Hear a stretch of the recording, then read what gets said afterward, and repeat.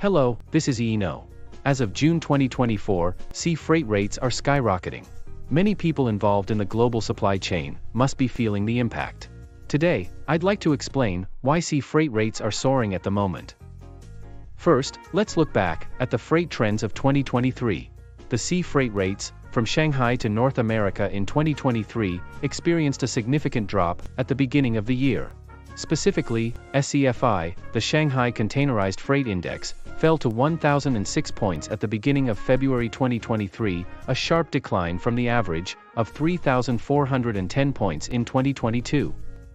During this period, the freight rate per 40-foot container also dropped from $10,400 in September 2021 to $2,030. Afterwards, continued low demand and oversupply kept rates depressed. For most of 2023, the freight rates remained at low levels. This was due to the continuous influx of new ships ordered during the COVID-19 pandemic, leading to an oversupply. The introduction of ultra-large container ships, exceeding 20,000 TEU, aggravated oversupply on major routes between Asia-Europe and Asia-North America. As a result, shipping companies were forced to lower sea freight rates, decreasing overall market rates. Additionally, the port congestion and supply chain disruptions seen at the beginning of the pandemic were gradually resolved by 2023.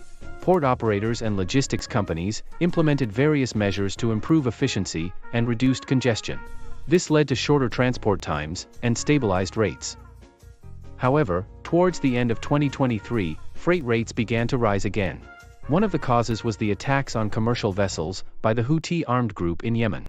This forced ships to avoid the Red Sea and take a detour via the Cape of Good Hope in South Africa. The Houthis, linked to the Israel-Palestine conflict, targeted countries supporting Israel and their economic activities. Although these attacks directly targeted Israeli commercial vessels or those connected to Israel, they had widespread effects, making other commercial ships targets as well. With ships taking the detour via the Cape of Good Hope, the operating distance increased significantly. This resulted in higher fuel consumption and extended operating times by over 2 weeks. Consequently, operating costs rose, leading to higher ocean freight rates. Furthermore, the detour reduced the turnover rate of containers, exacerbating container shortages at major export ports in Asia. Especially for exports from China, container shortages have been reported, further driving up freight rates.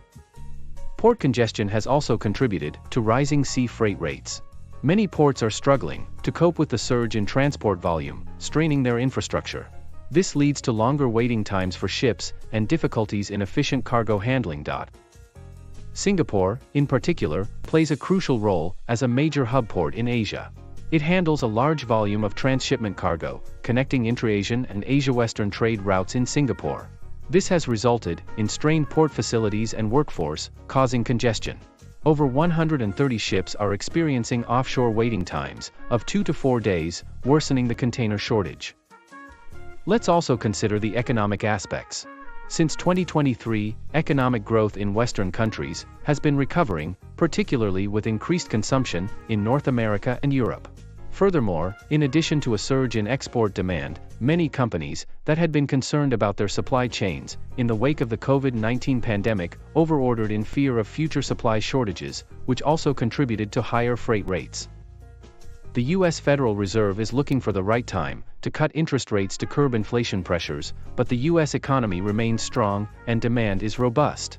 Typically, July, August, and September are considered peak seasons for North American transport, and high transport demand is expected to continue until early October before China's National Day.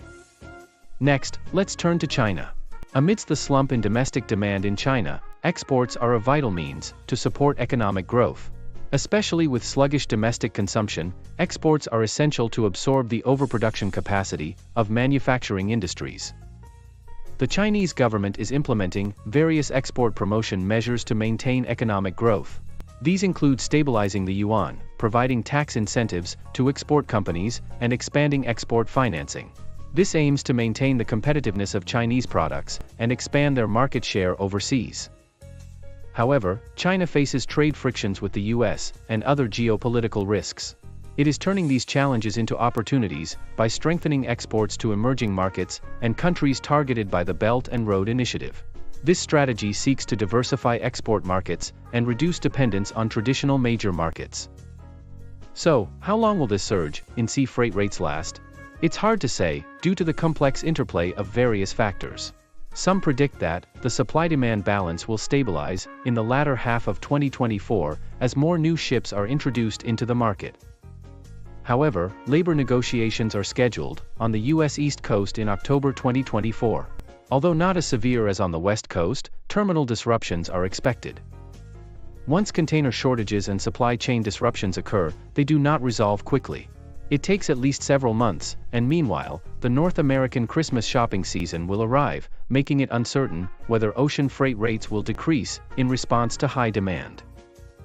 How was this explanation? As I have explained, in 2024, factors such as geopolitical risks, leading to route changes, increased demand, due to global economic growth, rising operational costs, and space constraints, are driving up freight rates. Especially, the attacks on commercial vessels in the Red Sea by the Houthis, stemming from the Israel-Palestine conflict, are a significant factor. Considering these factors comprehensively, sea freight rate trends remain unstable, and future rates will likely be heavily influenced by market conditions and geopolitical developments. It is expected that stabilizing freight rates will take time, and companies need to continue implementing flexible measures.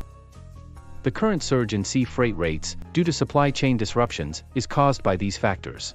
If you need to explain why ocean rates are rising for your work, please share this video. The animation makes it easy to understand. That's all for this issue. Thank you very much.